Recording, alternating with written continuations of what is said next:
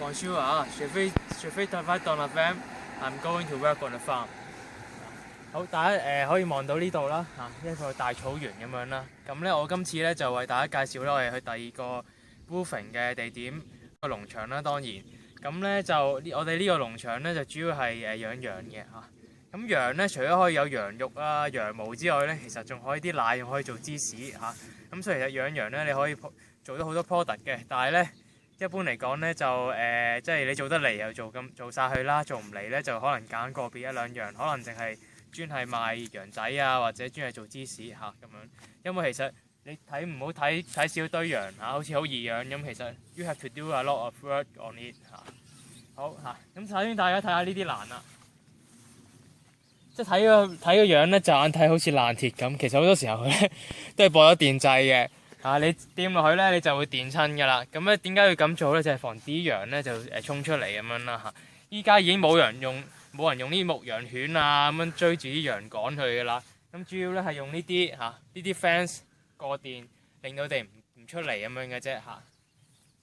嗱，咁睇下嗰邊啦，大家嚇。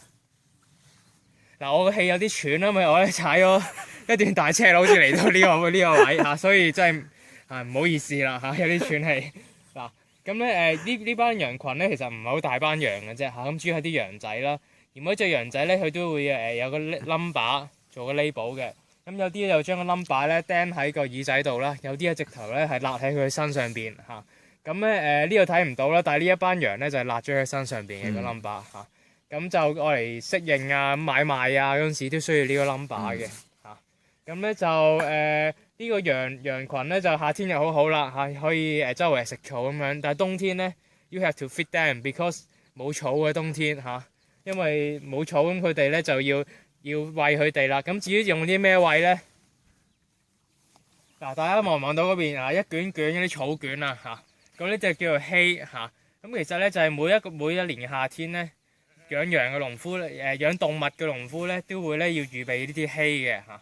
咁咧放冬天嘅時候咧，就愛嚟餵飼啲動物啦嚇。咁咧就其實啲hay其實你睇佢好似好靚咁整咧，其實都係啲草嚟嘅啫嚇。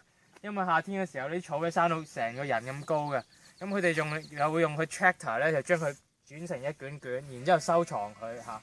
咁咧就呢度整咁多咧，其實佢哋需要整好多，因為成個冬天咧都係要靠佢哋過㗎啦嚇，啲動物嚇，所以就夏天就要預備好多呢啲咁嘅嘢嘅嚇。咁就有冇嘢補充咧喺羊方面？我想問下嗰啲棚咩嚟㗎？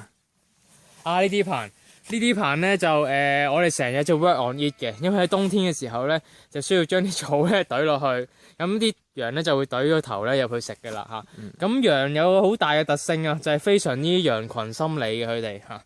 譬如咧，你走埋去羊群裏邊啦，咁咧一隻羊一喐咧 ，once 佢一喐咧，成堆羊就一齊喐㗎啦嚇。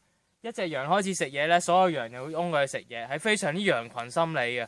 所以我以前咧就I know the terms of 羊群心理 ，but now I understand 對羊群心理，因為咧我親身咧同啲羊有交過手嚇。咁其實佢哋都係好喪啦，同埋你唔好睇好似好綿羊好純良咁，其實咧一喐起上嚟好喪，佢唔會攻擊你，但係好癲嘅。佢跑起上嚟嗰陣時係真係好癲嘅，係一堆咁哇 short 咗咁樣嚇。所以咧呢個羊係一個純良嘅動物咧，其實係一個謬誤嚟嘅。